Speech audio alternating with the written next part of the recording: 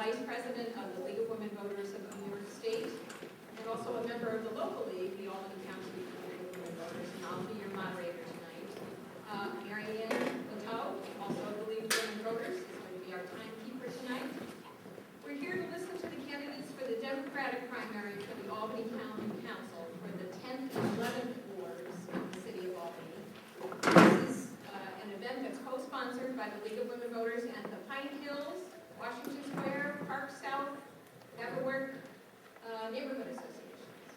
Welcome to all of you, and thanks to our candidates, particularly our co-sponsors and our volunteers tonight, who will be working the crowd, picking up your questions, and delivering them up here to the moderator's podium. And also thanks to the First Lutheran Church for hosting this event. The Albany Common Council, as many of you know, represents the residents of the city of Albany as the legislative body responsible for setting its governmental policies. It's made up of 15 elected officials, one representing each ward, and is chaired by the Common Council president, who is elected citywide. It is their job to work cooperatively with the mayor and the city administration to ensure that your tax dollars are responsibly spent and that all residents have access to the services and programs that make urban living safe, affordable, and desirable. The Common Council, for everyone's information, meets the first and third Monday of each month in the Common Council chambers in the City Hall. All meetings start at 7 o'clock, and for all meetings, a public comment period lasting for up to 1.5 hours is the first item of business. Committees of the Common Council meet to discuss legislation before the council and to review policies and procedures of the city government. Meetings are scheduled on an as-needed basis with adequate public notice. The clerk's office maintains the calendar of those meetings, and they also can be found on the events page of the Common Council website. We encourage all citizens of the city of Albany to play an active role in their government by tracking what the Common Council does and by considering coming to the public comment hearings. Tonight's debate is being held to prepare you as voters for the Democratic primary on September 15th. You must be registered to vote as a resident of the city and enrolled in the Democratic Party to vote in the primary for one of these candidates that you'll hear from tonight. If you need to register or if you have moved, you must first file a voter registration form in person or postmarked by August 21st. The form we have some here tonight on our table over there. The general election this year is November 3rd. This debate this evening is in two parts. The two 10th ward candidates will debate for 45 minutes, and the four 11th ward candidates will debate for 1.25 hours, and we'll take a short break in between. I would like to invite all of the candidates up here at the podium and out there in the crowd to take their jackets off. You all look very nice. We'll all remember how nice you look. This is a lot. They'll be opening statements of 3 minutes in an order that we've drawn by lots. Answers to your questions in rotating order are no more than 2 minutes in duration, and closing statements of 3 minutes in reverse order from the opening statements. The timekeeper will hold up cards to warn the candidates when time is down to 30 seconds and when time is up. And when time is up, we would ask that you stop. A few rules. When you entered, you should have received a card on which to fill out questions for the candidates. We're accepting only written questions tonight. We're pre-screening the questions before we ask them for fairness, appropriateness for the office, non-repetitiveness, and they must be directed to all the candidates. We're not asking questions in particular. If a question occurs to you in the course of the evening, please give them to one of the helpers. The helpers raise their hands. Good. Okay. One of the helpers will come and get your question and bring it up here to me. There is no electioneering in here. No cards, no applause, no booing, no whistling, no nothing. And we would ask you, for the sake of time, to hold your applause until the end of the evening. Information about the candidates, if they brought it tonight, is available on the outside table, outside the doors of this room, and they're going to hang around for a little while after this event to speak with you. We'll be most happy to meet you, I'm sure. The debates are being video recorded and will be shown in their entirety on www.albany.albanycommunitytelevision.com. Is that correct? Yes. Is that right? Yes. Any other recording? All of you out there with cell phones with little video things on them. Can't do that. Any other recording, photos, audio, video, unless you're a member of the press, is not allowed without permission from the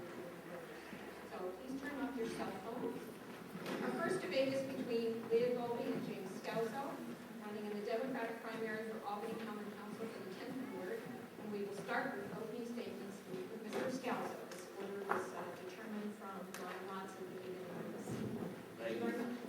Thank you so much, and I want to thank Leah and all the other candidates for the 11th board for being here, and the neighbors. That it's nice to be in a room full of so many people that are committed to the city of Albany and the Pine Hills. I get an opportunity to speak about some of my community service and the things I've done on the council. I'm going to start with, I held the first AIDS benefit. Back in the day when people would come into the restaurant and scream, "I'll never eat in here again because it's full of germs." And we broke ground and we educated people back when the infectious disease control group in Albany Medical Center was not able to return our phone calls. So we broke ground with the AIDS benefit information. That led me to work with a friend of mine, Jim Perry, that died of AIDS. And we worked, I became the chief sponsor for the Human Rights Ordinance, which led me to work with Richard Conti, where I was part of the chief sponsorship for the domestic partnership of the legislation. My community service includes a lifelong commitment to Trinity Institution in the South End, where I have served for a board member for many years and was past president of the Trinity Institution. I've been on the board of directors for Home Perkins Center in Arbor Hill. I have designed and worked to become with the Tri-County Vietnam era vets and put together a chief fundraising for China Beach, and that's been going on for about 18 years. Through that good work, I received the 4 Chaplains Jewish War Veterans Community Service Award for my work with vets.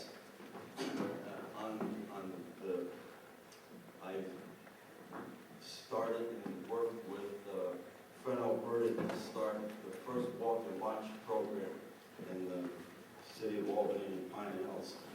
I put together funding for different groups that put together a C1 neighborhood project that you can see the good work from that up on Upper Madison Avenue. One of the things I'm most proud of that changes city structure as far as how the city government operates.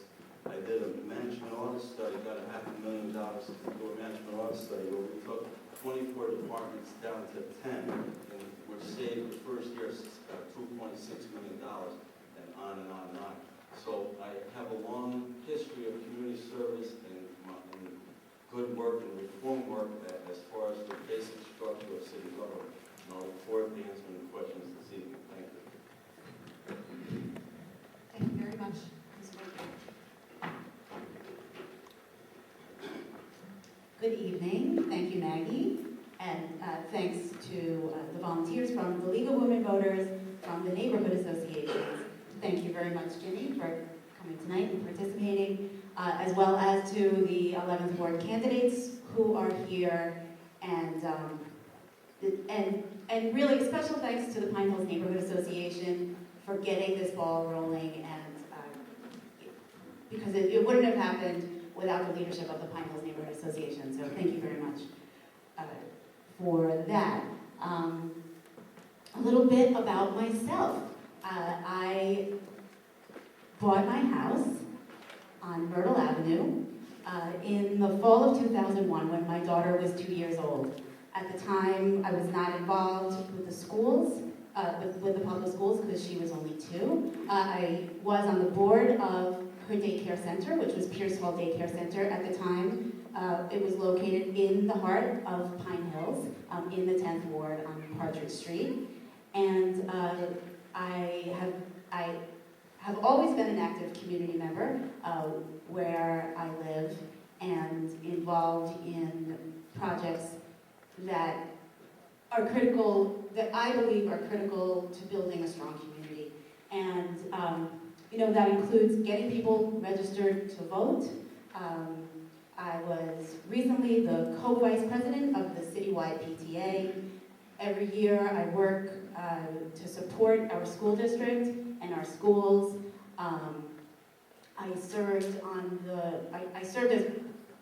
I participated in the strategic planning process the recent strategic planning process, to engage parents and families more in the lives of their children at school and at home. I was actually the only parent serving on that strategic planning component of that action team for the district's strategic plan.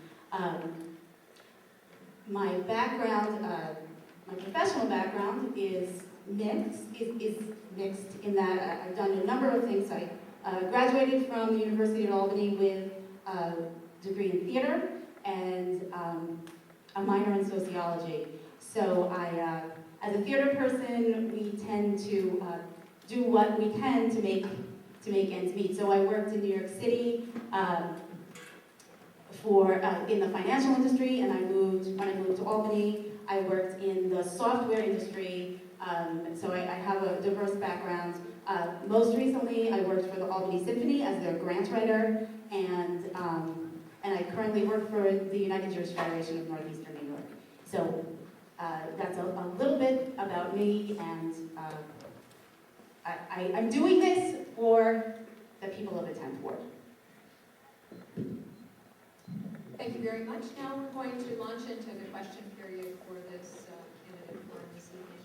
We're going to start with Ms. Golby, and the question is, how do you plan on reining in spending and keeping city taxes in check? There'll be 2 minutes to answer each question. Thank you for that. Spending and taxes are a critical issue here in the city of Albany. We have a landfill that we depend on significant, I believe about $4 million per year in revenue from, and that landfill was just given a life extension of 6 years, I believe, 6 years, 9 years. However, we'll be paying that money back for 15 years. I see this as being a real problem, and we have to find a solution where we can do more with less. I think that we need to look at consolidating services regionally, see what we can do to work with the county. There needs to be better collaboration between the county because we're at a critical point. I also would like to increase home ownership, and I think that by increasing home ownership, we will help each individual taxpayer's tax burden. And I guess the issues around the dump are very deep, and and it's something that we have to look at seriously, and not there was a proposal to actually pay for the dump over 30 years, and at least it's been shortened to 15, but that's really too long considering that the dump will be full in 6 years. So we have a lot to do. Thank you. Thank you, Mr. Scalzo. Same question. Would you like me to repeat it? Please. How do you plan on reining in spending and keeping city taxes in check? Well, I use a business approach. Let me reiterate what I did. I cut. If every council member did what I initiated, we'd be in really great shape. I brought 24 departments down to 10. We eliminated 68 positions, and again, at a savings of $2.6 million. Those positions were eliminated by attrition and not hiring, but I'm going to continue to look to streamline the different departments, working with the different department heads to get the biggest bang for our buck as far as how to utilize the people that work for the city. To broaden our tax base, I'm going to be working with the mayor to try to work with the state to get Harrigan campus back on the tax rolls. We have a lot of land out there, the state has been dilly-dallying as far as putting together a revitalization plan out there. So those are the main things that we can look forward to improve our tax base and keep our taxes down. Thank you. Next question, we'll start with Mr. Scalzo this time. Do you believe the Common Council is too large? Would you support downsizing to 11 or 9 members and cutting council salaries? The Common Council is not too large. I mean, we in Albany are spoiled. We like to be able to bump into our council member at a store. I think that's a lot of our neighborhoods needs a hands-on approach. Every block is different, so it's not. We need to be able to. The council member has to be able to identify the different blocks in the neighborhood to address the different concerns. But instead of piecemealing the basic structure of government, what I have introduced is that I feel that every 10 years we should look at the basic structure of government.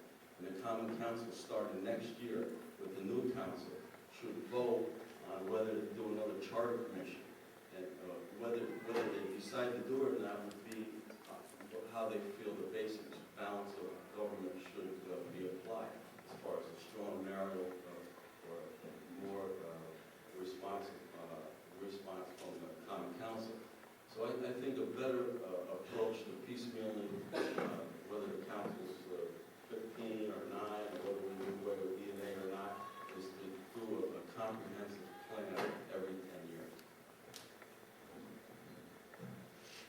Thank you. Ms. Golby, would you like me to repeat that? Yes. All right. Do you believe the Common Council is too large? Would you support downsizing to 11 or 9 members and cutting the council's salaries?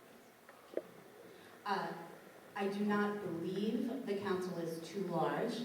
However, I do believe that Councilmember Conti's proposal is worth looking at and considering. That proposal would downsize the Common Council to, I believe, 9 members, but it also would make the council, would considerably strengthen the council by providing staff positions and allowing council members to do more. I mean, now we have council members who are dealing with legislation as a part-time job, sponsoring legislation and dealing with a number of constituent issues that come up in various wards. I think that actually a big problem with the structure the way it is now is that is really a problem with the way the city operates. So that is, rather than going to your council member every time you have an issue, there should be a better plan in place for residents to deal with the issues that come up. And so we need a city government that works better, that works smarter. And I do think that Councilmember Conti's proposal should be given considerable, a strong look by the council. Thank you. Ms. Golby, what is your view on neighborhood police patrols? Thank you. Neighborhood police patrols, I think, are critical to our city. We moved away from community policing to this supposedly strategic approach. And I think it's hurting our neighborhoods. I hear it when I knock on doors. I hear it from the senior citizens. And I believe it myself. I think that we need beat cops on our streets. We need good prevention programs, but the beat cops on our streets, our neighbors need to recognize the police and have a relationship with them, and I think it's critical for our neighborhoods. Mr. Scalzo. Yes, and listening to the neighbors, and I want to thank all the neighbors that have been beating the drums for community policing. I have negotiated with the police chief and the mayor that we now have 3 assigned beat/bicycle patrols on the streets that will be enhanced in the coming months, especially as the students are coming back. And we have zone cops that drive around now. For a long time, the policy has been that they should get out of their cars and knock on a few doors. Now, Leah and I both know that you can knock on a lot of doors and not meet anybody. So I have been working with one of the commanders in developing, they actually are started getting on the cars and knocking on doors, but I've been working to develop a piece that you're actually going to leave in the door like we will leave and live in your neighborhoods with, sorry I missed you. So those things are in the works. It's not just because of my work with Leah has lobbied for it, and a lot of you have out there lobbied for that, and that is happening. Thank you. Mr. Scalzo, what is your stance on working on legislation to make the Common Council more powerful? You know, again, I don't want to piecemeal this. I think that a broad approach, and starting next year, I've already introduced legislation. It's going to be a local law. It's going to be out there for us to vote on this year. I'm going to push it. I'm going to ask our leadership to push it. We don't want to piecemeal this. We want to put together a charter commission where everyone has a chance, the whole community has a chance to participate in a learning approach, whether it takes a year, 6 months to a year to do. But just like the last charter commission that I worked on and we got, I'm going to be pushing for that.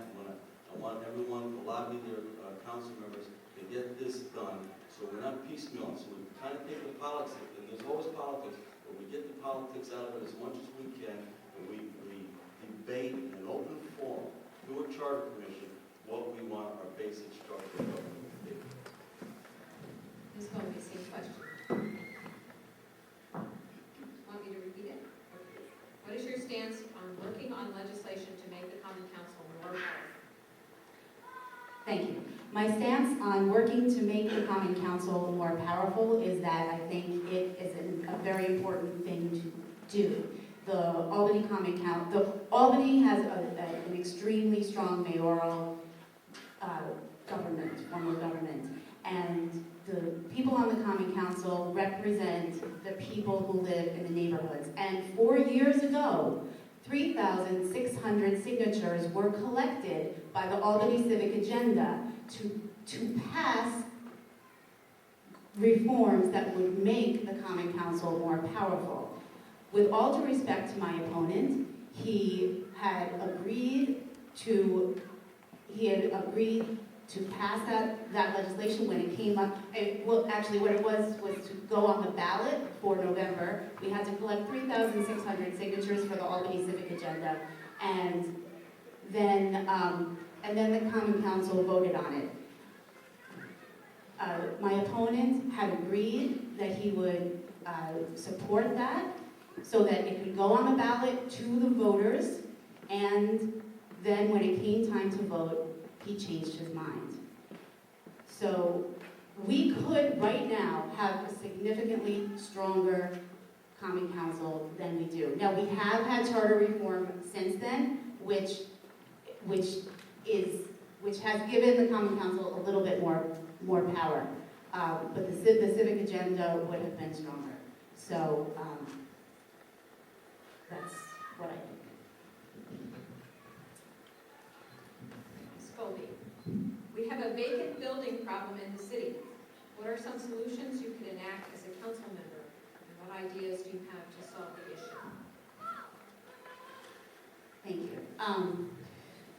We do have a huge vacant building problem in the city of Albany. My understanding is that the council and organizations like Historic Albany have been working very hard to address the issue, that we now have a vacant buildings committee, and that we need to work to provide incentives so that people will live in the city and rehab those buildings. I believe that we want home ownership. We need to provide incentives for people to make it easier to rehab the buildings and to live in them. I think we definitely do not want vacant buildings sitting around neglected, and it's something that has to be dealt with. Thank you. Mr. Scalzo, we have a vacant building problem in the city. What are some solutions you could enact as a council member, and what do you have ideas to Thank solve? God we don't have a vacant building problem in the 10th ward. I think there was one up on Oak Park that the firemen just bought, we haven't, but we have a block by block program. It's coming through the city. It's actually looking at the neighborhoods from the middle of the street right through the house. In other words, we're taking inventory on what the street needs repairs, the curb, the sidewalks, the front, all the building codes, all the ordinances and codes to make a neighborhood whole again.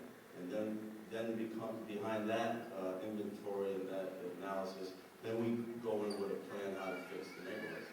So the city has a plan to address it. It is slow. It started in September. I've been pushing to get it in the Pine Hills religiously out there. I still can't get a date when it starts, but it's coming. And as this block by block program goes through the city, it's going to address not only the vacant building problems, but every amenity that makes our life in our neighborhoods better. It's going to address those as well. Thank you, Mr. Scalzo. What are your views on the Albany Bicycle Master Plan? When the plan is released in the fall, what will you do to help ensure its implementation? Well, you know, I live in a neighborhood where you can walk and bike to everything. It's a great thing. I'm not a bicyclist myself, but I am a walker and a runner. But, I'm going to ensure I'll be lobbying the mayor, lobbying the departments, and helping the economic developer commissioner do everything possible to get the funding that would make those plans possible. What are your views on the Albany Bicycle Master Plan? When the plan is released in the fall, what will you do to help ensure its implementation? I hope that the Albany Bicycle Master Plan is implemented as soon as possible. As a grant writer and researcher, I will help to look for funding to be sure that it is funded and implemented as soon as possible. As a bicyclist, I will tell you, a recent bicyclist, I will tell you that riding on Albany streets is harrowing, and it's desperately needed. I think it's something that we could all use, and I really want to see it implemented as soon as we possibly can. And I think that my skills as a researcher and a grant writer and a bicyclist and someone who walks the neighborhood will help to move that ahead the way that we want it to go. Ms. Golby, would you be in favor of raising property taxes to cover a budget gap? And the question says, if so, how high would be acceptable?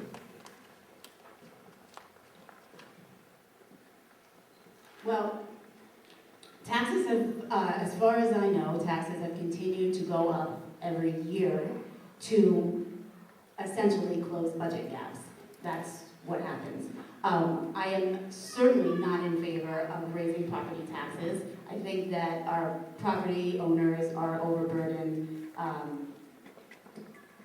and I would look at all other options before raising property taxes. researching my opponent, who sat on the Common Council for 20 years, I do not believe there is one single time where he questioned the budget, where he questioned the mayor, where he questioned how the money of the city is being spent. As your Common Council member, I absolutely will take a good, hard look at that budget.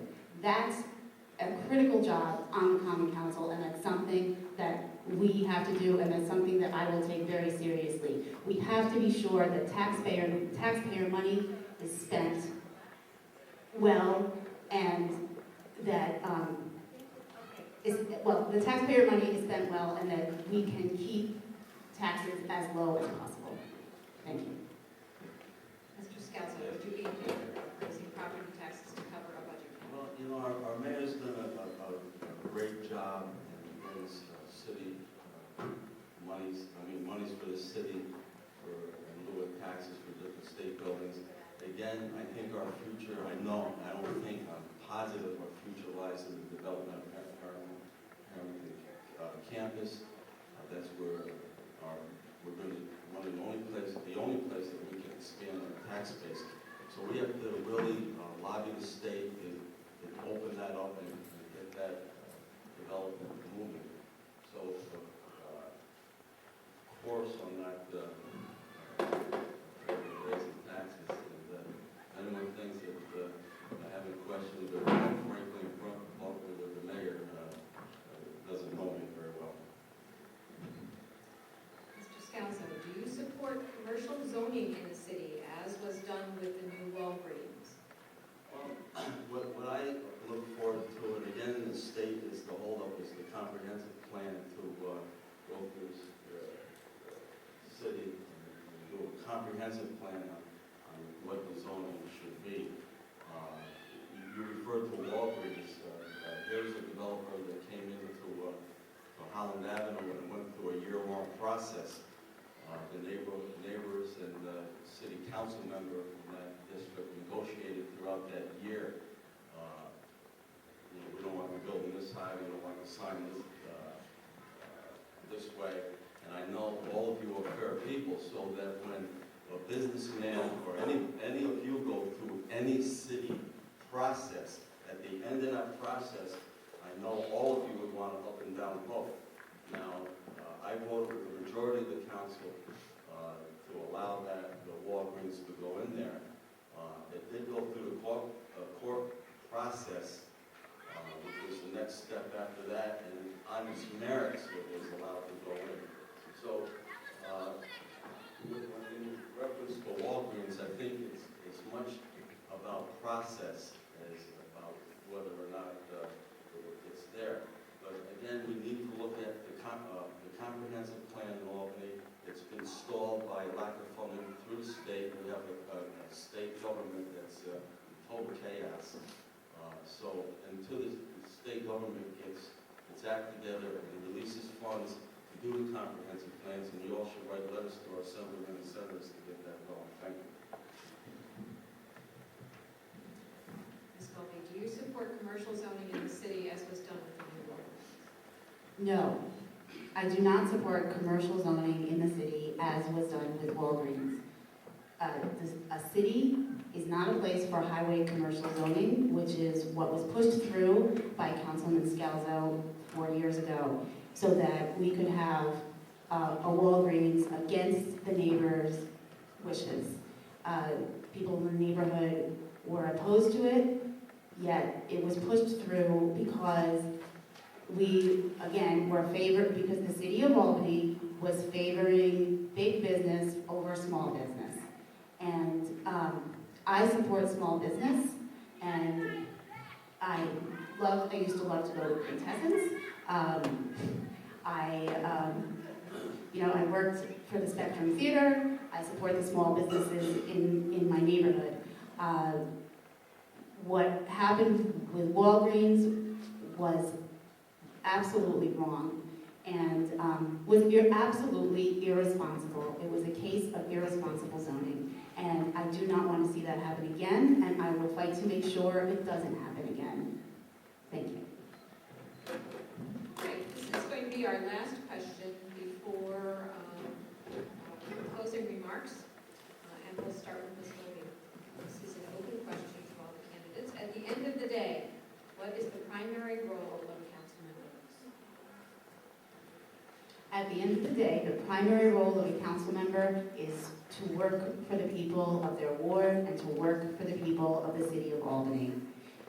It's to be sure that the best interests of families, of taxpayers, of small businesses are being looked at by the council. It's to provide checks and balances of government, and we need more checks and balances in our government, in our city in particular, and on our common council.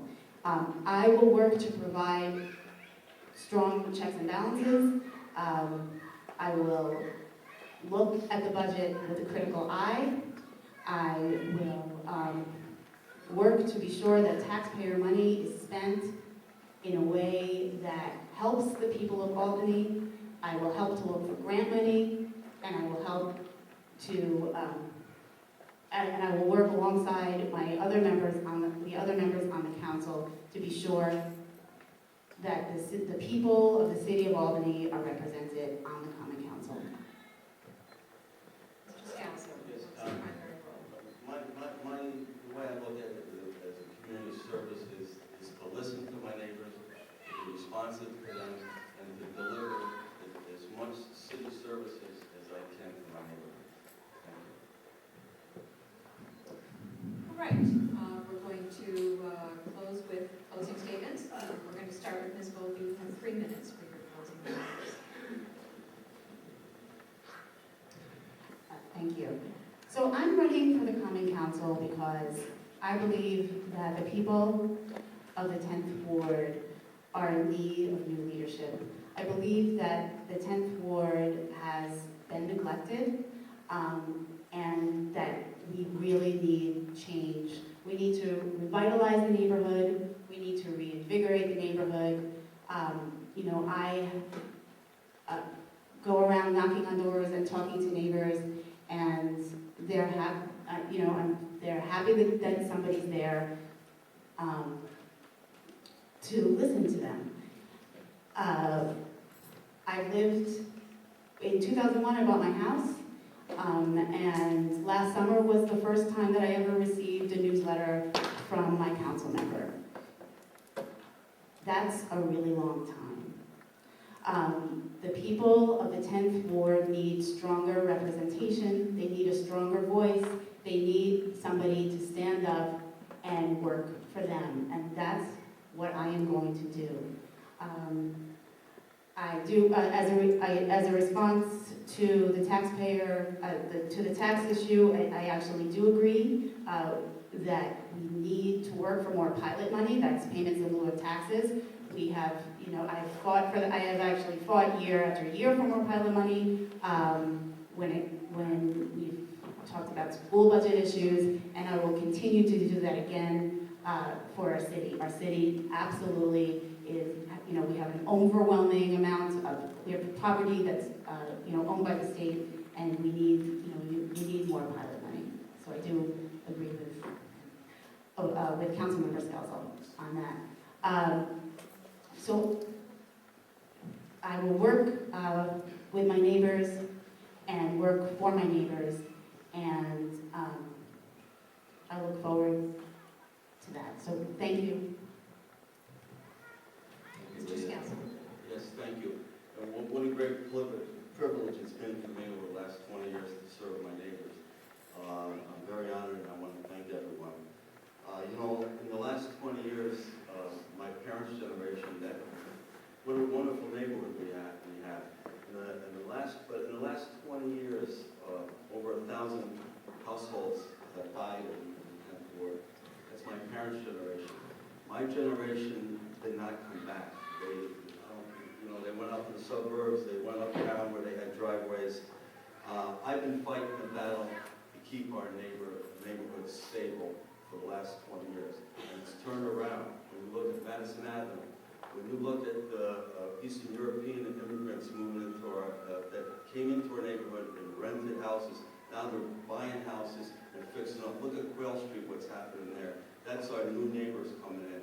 What you have is programs for the state where firemen, and, policemen, and teachers can get half their mortgages paid for. They're coming in. What we have is young entrepreneurs. We're having young people that are getting great deals on houses.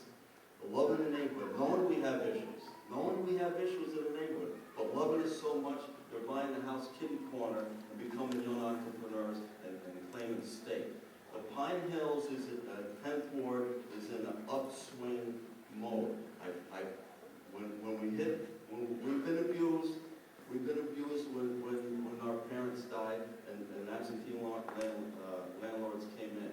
But you know, even those bad absentee landlords have learned over the years that it's better to put 2 or 3 students in an apartment instead of trying to get every dime out, because they don't have to go through all the rehab every year. So there's the free market forces are at work at the Pine Hills.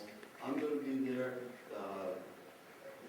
at the end of the day and continue my good work and maintain a healthy neighborhood in the Pine Hills. And again, I want to thank all my neighbors for the confidence that they've given me throughout the years. Thank you.